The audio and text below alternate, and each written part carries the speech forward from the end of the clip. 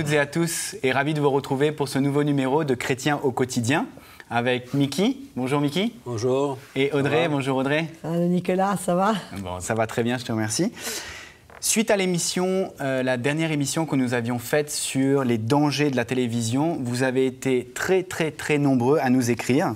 Donc je ne peux pas citer toutes les correspondances qu'on a reçues et toutes les questions qu'on a reçues, mais beaucoup de questions portaient sur la pornographie. Donc, on a essayé de préparer cette émission. Sujet très chaud. Et comme disait Mickey, le fléau de ce siècle. N'est-ce pas, Mickey? Oui. Oui. Je confirme. Tu confirmes. Donc, on va commencer tout de suite en plein le vif bain. du sujet. Quand on a préparé cette émission et en regardant un petit peu, rien que sur Internet, 35% des clics sont, pour des clics sur la pornographie, sont dirigés vers des sites de pornographie. Tel qu'il soit, quoi. C'est choquant. Choquant. Bah, Mickey, qu'est-ce que tu penses? Comment tu peux nous aider? Voilà, chrétien. Premièrement, je me demande, sur 35%, combien de chrétiens quel est le pourcentage de ces 35% sont les chrétiens? Je ne sais pas, je n'ai aucune idée, mais une chose est certaine, que sans savoir le nombre, mais il y a un bon nombre de chrétiens qui visitent les sites pornographiques et qui se donnent à cœur joie sur ces sites et sans réaliser que c'est en train de les détruire et les emmener à la destruction. Ma question aujourd'hui est: comment est-ce qu'un chrétien peut continuellement... Il y a un texte qui dit, dans l'Épître aux Hébreux, que je vais lire tout de suite. C'est le verset 26 du chapitre 10, ça nous dit « Car si nous péchons volontairement, en d'autres mots, délibérément, après avoir reçu la connaissance de la vérité, il ne reste plus de sacrifice pour le péché, mais une attente terrible du jugement et l'ardeur d'un feu qui dévorera les rebelles. Celui qui a violé la loi de Moïse meurt sans miséricorde sur la déposition de 2 ou de 3 témoins. De quel pire châtiment pensez-vous que sera jugé digne celui qui aura foulé aux pieds le Fils de Dieu, qui aura tenu pour profane le sang de l'alliance par lequel il a été sanctifié et qui aura outragé l'esprit de la grâce? Car nous connaissons celui qui a dit « À moi la vengeance, à moi la rétribution. À moi la rétribution. Et encore, le Seigneur jugera son peuple. C'est une chose terrible de tomber entre les mains d'un Dieu vivant. 51% des chrétiens, donc la majorité, qui, de temps en temps, regardent... Quel est le constat qu'on peut faire? Quelle est la conclusion qu'on peut faire? Il faut que Jésus revienne. Rapidement. Puisque là... Moi, je constate qu'il y a une pauvreté spirituelle profonde, une famine au sein de l'Église du Seigneur. Pour que 51% des chrétiens visitent les sites pornographiques, il faut dire qu'il n'y a pas d'évangile, il n'y a pas de confrontation, il n'y a pas de conviction, il n'y a pas la vie de l'esprit. Il n'y a absolument pas grand-chose qui existe aujourd'hui dans l'Église de Jésus-Christ. C'est comme au temps d'Élie. La Bible dit qu'au temps d'Élie, la parole de Dieu était très rare. C'était très rare. Ouais. Alors, c'est un peu comme au temps d'Élie. Et donc, ça, c'est le constat que nous pouvons faire. Pas que je fais, mais que nous pouvons tous faire. C'est que l'Église est dans un profond sommeil et une famine spirituelle extraordinaire pour ne plus avoir de conviction et de délibérément, comme on vient de... Ça, c'est sérieux, hein? Ouais. Pour délibérément, volontairement, aller sur un site pornographique. Il faut être esclave. Il faut arriver au point où tu es esclave. C'est-à-dire probablement qu'ils se sont dit au début, on va juste jeter un coup d'œil, et après, sans réaliser, c'est trop tard. Ils sont devenus... C'est comme la drogue. Tu te dis, j'essaie une fois, et après, c'est fini. Et aujourd'hui, ils n'ont plus la force en eux de résister. Ils sont devenus accros. Oui. C'est plus fort qu'eux. C'est ça. Il n'y a plus de conviction. Il n'y a plus de conviction. Maintenant, tu te donnes volontairement au péché et sans réaliser quel est le résultat des conséquences de ce que tu es en train de faire. Tous les éléments qui manquent et qui ne peuvent pas prendre place dans le cœur du chrétien. Tu parles d'intégrité, tu parles de tout cela. Ça ne peut pas prendre place dans la vie du chrétien. La crainte de Dieu. Comment ça peut prendre place dans la part du chrétien s'il n'entend pas? Le contrôle de soi, Il a besoin d'entendre. Le respect de soi. La première chose que le chrétien a besoin de faire, tu vois, quand nous sommes nés de nouveau, qu'est-ce qui s'est passé dans notre vie? Qu'est-ce qu'on a reconnu?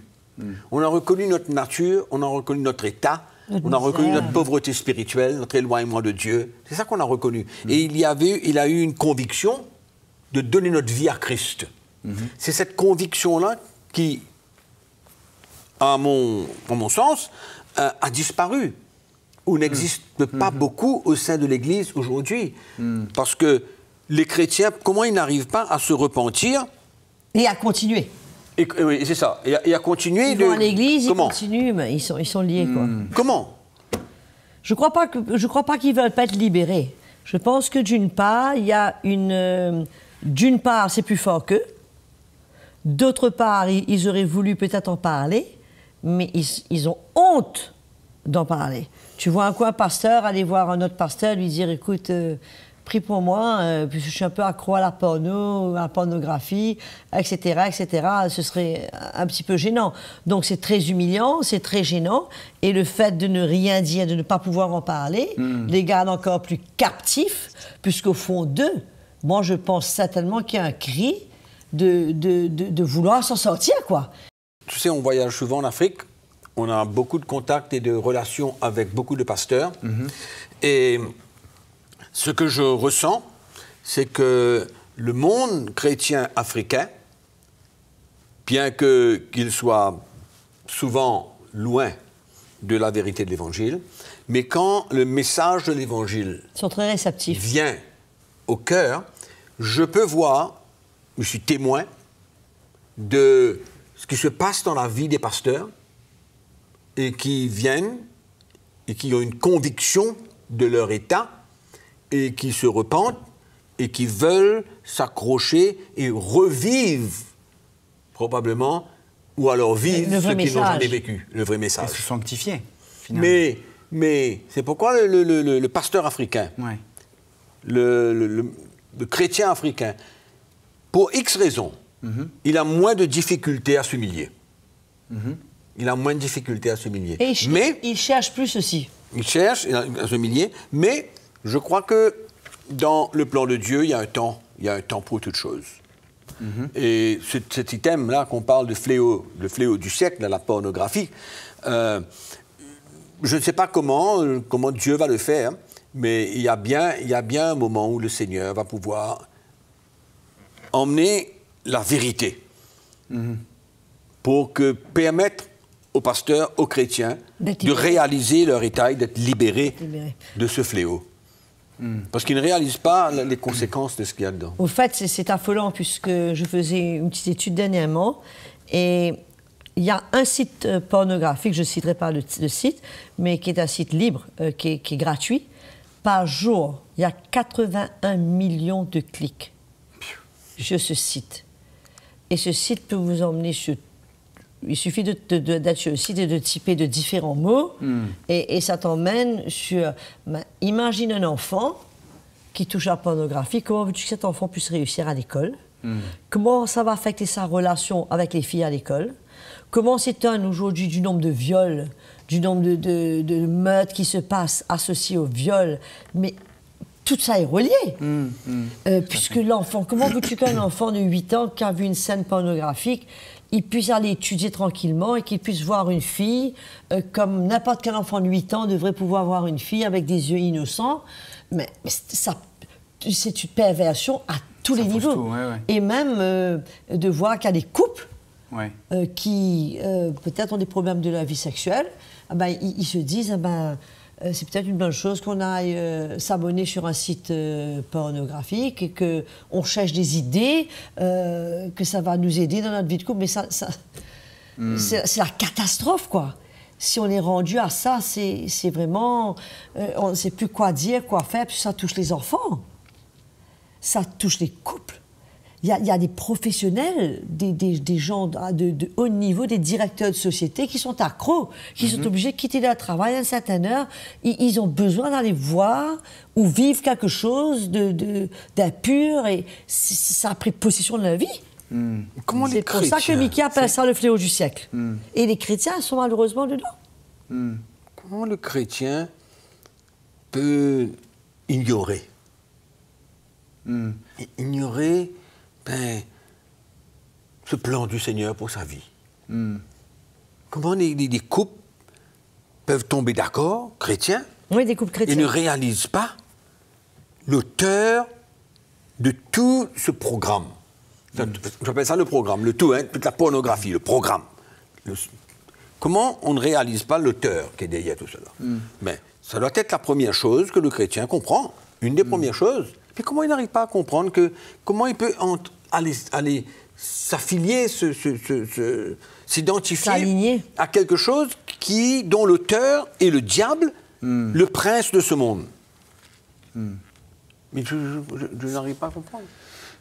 Tu parlais d'une conviction, tu parlais d'écouter un vrai évangile qui nous sépare, mais c'est tellement accessible, on en parlait, c'est tellement là. Peut-être on est tellement libre. Tellement facile. Un clic, facile, etc. 35%, comme on disait, il suffit d'un clic, un mot.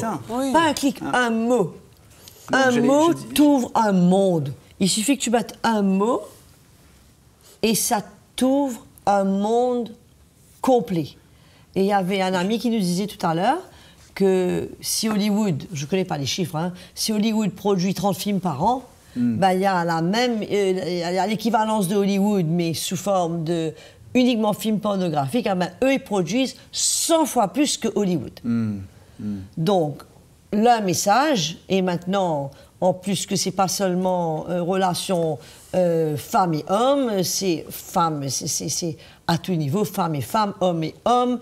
Il y a même les animaux impliqués. Ça va enfants, très loin, les enfants. Il suffit, on choisit son site. Moi, je peux comprendre, Moi, je peux comprendre que les non-chrétiens, ça donne à cela. Je peux comprendre 100%. J'ai aucun problème de comprendre que le non-chrétien, il ne connaît pas Jésus. Il n'a pas de frein. Il n'a rien, il ne connaît rien. Pour lui, c'est normal. Ça, je peux comprendre, ça. Mais le chiffre qu'Audrey vient de donner, ou que toi, tu as donné tout à l'heure, là, pour dire que 51%, ou je ne sais pas combien... chrétiens, plus de la majorité regarde. Un chrétien sur deux... On regardait ou regarde. On regarde la pornographie, mais ça, c'était... Moi, je ne sais pas, je dis... Quels sont les dangers? Pour moins que ça, Dieu a détruit le monde d'avant. Ouais. Pour moins que ça. Mais je pense que ça nous dit encore une fois jusqu'à où ça peut aller. Jusqu'à où ça peut aller.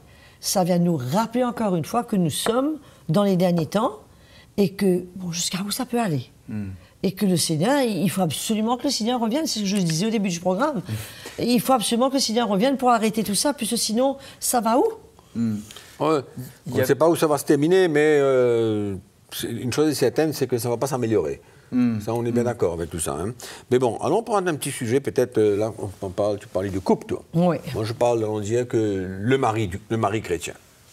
On dirait que la femme, elle est OK. Elle est cool. Elle est cool, etc. Non, on dirait qu'elle ne regarde pas. Elle ne regarde pas et sa vie chrétienne est plus ou moins OK, etc. Mais là, le mari, lui, chrétien, parce qu'on parle de chrétien. Je ne sais pas si les statistiques prédisent, je pense sûrement qu'il y a beaucoup plus d'hommes que de femmes. Probablement. J'ai pas trouvé ça, mais j'ai regardé, et pour moi, je pense. Ouais, on pense. Premièrement, le mari, est-ce qu'il réalise que cela peut affecter sa relation avec sa femme dans le couple? Que lui, il regarde la pornographie, d'accord, et qu'il se satisfait à travers la pornographie, mais ça va certainement affecter ça, c'est sûr. la relation avec le couple. Il va vouloir reproduire dans son couple ce qu'il a vu sur l'écran. Exactement. Donc ça, c'est un gros danger de destruction d'un couple ou d'une famille. Destruction d'un couple ou d'une famille. Donc, où est la solution? Où est cette solution? La solution, c'est la repentance. Il n'y a pas d'autre solution. Et pour qu'un chrétien se repente, il a besoin d'une conviction d'entendre la voix de Dieu et écouter la parole de Dieu. Parce que je suis sûr que ces chrétiens qui regardent la pornographie, ils vont à l'église, ils s'asseyent, ça ne les intéresse plus. Ils sont morts à l'intérieur. Ils sont morts à l'intérieur d'eux-mêmes, il n'y a plus de réaction, il suffit d'un miracle de Dieu pour vraiment arriver à saisir le cœur de cet homme, de ce chrétien, pour pouvoir sortir de là où il est. Donc, oui, la vraie solution. Parce que quand on ne peut pas parler de la pornographie aujourd'hui, c'est clair. On touche un bouton, on fait ça, on fait ça, on fait ça. C'est l'ennemi, c'est du diable, ça infecte. Mais moi, je veux simplement encourager les chrétiens qui nous regardent et qui sont dedans. C'est-à-dire addicts ou, allons dire, une visite occasionnelle par semaine, mais il faut qu'ils comprennent que Jésus est mort pour eux, pour les délivrer de cela. Jésus s'est donné un sacrifice pour eux, afin qu'ils soient libérés de cela. Et que cet esclavage ne doit pas continuer dans leur vie. Le Seigneur a les meilleures choses pour eux, a tout planifié, des choses tellement meilleures pour eux, qui sont au-delà, tellement plus merveilleuses que de satisfaire à travers la pornographie. Alors, il faut que, je pense qu'il y a un retour. La parole de Dieu nous parle dans le livre de l'Apocalypse d'un retour à son premier amour. Je suis sûr que ces chrétiens qui aujourd'hui sont accros, ou bien ils visitent de temps en temps les sites pornographiques, je suis sûr qu'ils ont déjà vécu dans leur vie une réalité. Avec le Seigneur. Avec le Seigneur, dans leur conversion. Mais aujourd'hui, ils ont été pris au piège, ils ont été pris par le courant du péché, de la pornographie. Et moi, je dis qu'il y a une solution, qu'il ne faut pas qu'ils croient que c'est fini, c'est terminé, qu'il n'y a plus d'espérance pour eux. Et moi, je pense plutôt que il suffit de retourner vers le Seigneur, de crier au Seigneur, de crier au Seigneur. Parce que pour moi, on peut appeler ça quoi? Un chrétien rétrograde. C'est un chrétien rétrogradé qui se donne à la pornographie. C'est sûr. Après, là, du moment que tu te donnes à ça, ça occupe tes pensées, ça occupe ton temps, tu es corrompu à tous les niveaux, quoi. Je te dis, ça ne te lâche pas. C'est pas quelque chose comme si que... C'est pas comme je vois un match de football, et après le match de football, j'étais à la télévision, c'est fini. Le but. C'est fini. Mais des images, c'est fini. Je me rappelle même plus, je me rappelle peut-être d'une séquence, un truc comme ça, que j'ai apprécié. Mais à part de ça, bon... Mais là, non. Ça reste c'est des images qui ne te lâchent pas. Et qui, au fait, j'en avais même parlé avec un médecin qui disait que ça s'inscrit dans ta mémoire. Et ce qui est pire, c'est que tu ne peux pas te satisfaire de la même dose. C'est-à-dire que si ça te satisfait aujourd'hui, on dit un niveau 1, demain, tu reviens à niveau 2. Pour que ça te satisfasse. Si tu regardes le niveau 1, ça ne va plus te donner une satisfaction. C'est-à-dire que non seulement tu es accro, mais tu demandes plus. Donc ça devient de plus en plus une perversion. Et ça besoin, il n'y a que l'évangile, il n'y a qu'un miracle puissant du Seigneur qui peut venir libérer quelqu'un de ça. Je pensais à ça justement pour les jeunes qui commencent simplement à s'envoyer une image qui paraît ça commence tout simple, qui paraît comme ça, et donc famille, les jeunes chrétiens peut-être qui peuvent nous écouter, attention à on va appeler ça une drogue finalement, une petite image où on se présente des vêtus, etc., où on se montre de plus en plus, finalement on devient addict. Et ce que tu viens de dire d'un médecin, il faut faire attention parce que tu demanderas plus. Et demain, c'est peut-être ça que tu vas vouloir. Il y a un verset intéressant dans le livre de Luc qui dit que les Juifs qui ont refusé de prendre le baptême de Jean-Baptiste, ils ont annulé les desseins de Dieu à leur égard. Pour refuser de prendre le baptême de Jean-Baptiste. Imagine les conséquences que ça peut avoir sur la vie d'un chrétien quand il décide de se livrer à la pornographie. Dans son service, dans le plan de Dieu pour sa vie, qu'est-ce que Dieu peut faire avec un homme comme ça? Comment Dieu peut se servir de cette personne? Il annule tout. Tout s'arrête là. Il y a un verset de Paul dans l'Épître aux Romains, au chapitre 8. Il dit au verset 12, « Ainsi donc, frères, nous ne sommes point redevables à la chair, pour vivre selon la chair. » Nous ne sommes point redevables à la chair pour vivre selon la chair. Si vous vivez selon la chair, vous mourrez. Mais si par l'esprit, vous faites mourir les désirs du corps, vous vivez. C'est bien clair. Ouais. Donc, le chrétien ne peut pas croire qu'il y a la grâce de Dieu qui est là et qu'il peut simplement faire ce qu'il désire, ce qu'il veut, ce que sa chair lui demande, et de continuer. Et que Dieu est bon et que Dieu va le pardonner. Et de continuer à dire, moi je suis chrétien, je vais à l'église, etc. Paul est clair. Il dit, nous ne devons point, nous ne sommes point redevables à la chair. En d'autres mots, je ne dois rien. Je ne suis pas supposé obéir parce que je ne dois rien. Parce que quand on doit quelque chose à quelqu'un, on est lié, il y a comme une obligation envers cette personne. Mais là, Paul dit, nous ne sommes point redevables à la chair pour vivre selon la chair. Donc, cette chair que nous sommes en train de parler, Paul vient dire dans l'Épître aux Galates qu'il y a ce combat qui existe toujours entre l'esprit et la chair. Et moi, je veux dire aux chrétiens qui sont tombés dans ce piège, dans ce piège, qu'ils doivent pouvoir retrouver ce combat, expérimenter ce combat qu'il y a entre l'esprit et la chair. Parce que pour le moment, il se peut que c'est la chair qui a pris le dessus complètement. Il se laisse aller. Il se laisse aller complètement, mais que c'est possible pour lui, à travers une vraie repentance, un vrai regret de ce qu'il est en train de vivre aujourd'hui, un vrai regret, et de retrouver le témoignage de l'esprit. Ça ne veut pas dire qu'il n'aura jamais encore plus peut-être la tentation, mais... C'est pas dire qu'il va retomber. Oui, mais quand même, il va goûter, il va recommencer à revivre cette expérience. Et s'il retombe, qu'il se reporte de nouveau. Oui, cette expérience de ressentir l'esprit du Seigneur et en même temps de ressentir ce que la chair lui demande et de pouvoir vaincre cela. Avoir la victoire. Vaincre. Parce que je lis ce texte, c'est très intéressant parce que pour les chrétiens, ils doivent comprendre que s'il n'y a plus cette expérience, ben là, c'est vers le chemin de la destruction totale. Donc, Paul dit, marchez selon l'esprit et vous n'accomplirez pas les désirs de la chair. Là, les chrétiens peuvent dire, mais marcher selon l'esprit, on connaît tout ça. Mais qu'est-ce que Paul veut dire? Paul est en train de vouloir dire, écoutez, il y a un combat. La chair est opposée à l'esprit. Donc, ressentez ça. Et répondez à l'appel de l'esprit et ne répondez pas à l'appel de la chair. Et après, quand il parle dans Éphésiens 6 de s'équiper. Oui, il dit, car la chair a des désirs contraires à ceux de l'esprit. Et l'esprit en a de contraires à ceux de la chair. Ils sont opposés entre eux afin que vous ne fassiez point ce que vous voudriez. C'est là la victoire. C'est là que je veux dire aux chrétiens, ça, c'est la réalité de la vie chrétienne.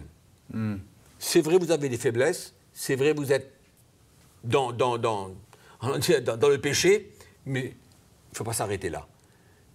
Il y a écouter la voix de l'esprit, peut-être même quand nous parlons maintenant. Il faut réaliser que c'est l'ennemi aussi. Que le Seigneur les aime. Et que c'est l'ennemi qui veut les emmener. C'est pour ça que l'apôtre Paul nous dit, on ne combat pas contre la chair et le sang. Oui. Mais il y a toute une stratégie contre nous.